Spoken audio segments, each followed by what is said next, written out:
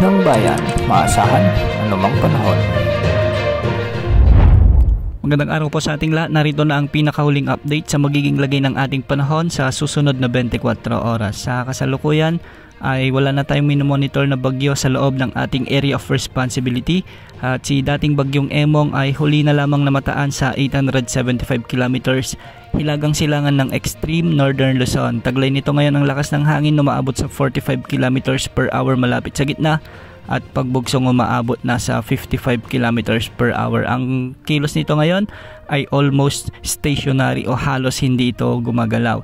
Sa mga susunod na oras ay inaasahang magde-dissipate na ito o malulusaw at magiging isang remnant low na lamang habang ito ay nasa Ryukyu Island ng Southern Japan. Samantala, ang isa pang bagyo sa labas ng ating area of responsibility ay lumakas na bilang typhoon category at ito si Typhoon Krosa na huling namataan sa layong 2,460 kilometers silangan ng Northern Luzon. Taglay nito ngayon lakas ng hangin umaabot sa 120 kilometers per hour malapit sa gitna at pagbugsong umaabot naman sa 150 kilometers per hour.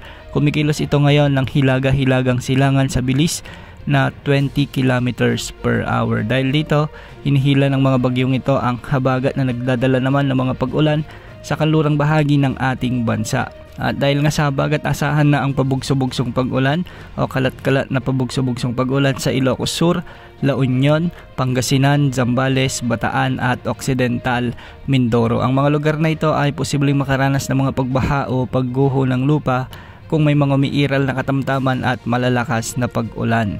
Samantala dahil pa rin sa habagat ay magiging maulap naman ang mga kalangitan na may mga kalat-kalat na pag-ulan at thunderstorms sa buong Metro Manila, Cordillera Administrative Region, Cagayan Valley, Calabarzon, ang nalalabing bahagi ng Ilocos Region, ang nalalabing bahagi ng Central Luzon at ang nalalabing bahagi ng Mimaropa. Kaya posible pa rin ang banta ng mga biglaang pagbaha o pagguho ng lupa kung may mga katamtaman at minsan ay malalakas na pag-ulan.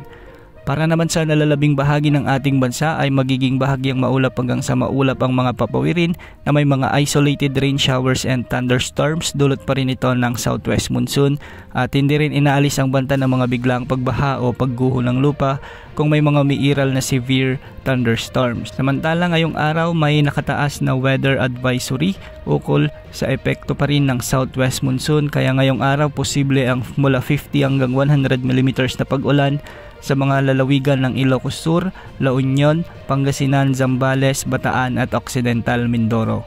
Bukas July 28 ay posible pa rin ang ganitong sitwasyon sa Ilocos Norte, Abra, Ilocos Sur, La Union, Benguet, Pangasinan, Zambales, Bataan at Occidental Mindoro.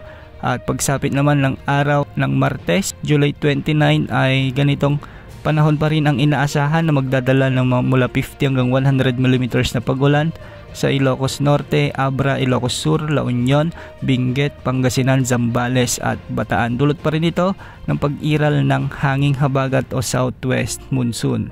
At ngayong araw nga, ang mga pag-alon sa extreme northern Luzon ay posibleng umabot mula 2.8 hanggang 3.4 meters. Ang mga baybay naman ng western section ng Luzon ay posibleng umabot mula 1.5 hanggang 2.8 meters. At mga pag-alon sa nalalabing bahagi ng bansa ay posibleng umabot hanggang 2.1 meters. Yan muna ang lagay ng panahon. Ito po ang weather update ng bayan. Maasahan anumang panahon.